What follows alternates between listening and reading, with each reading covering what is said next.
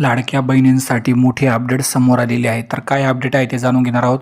त्याआधी सर्वांनी पटपट व्हिडिओला लाईक करून घ्या. चॅनलवर नवीन असाल तर सबस्क्राईब नक्की करा. आपण नेहमी लाडक्या बहिणींना अपडेट देत असतो.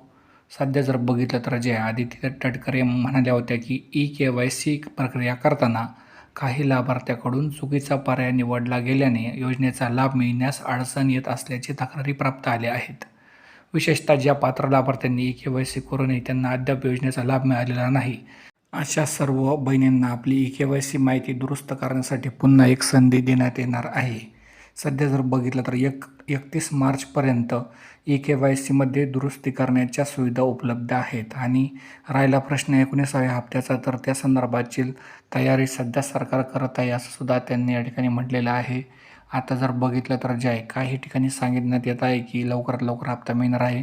मात्र अजून जी आर आलेला नाही. जी आर आल्यानंतर तुम्हाला माहिती कळवली जाईल. धन्यवाद.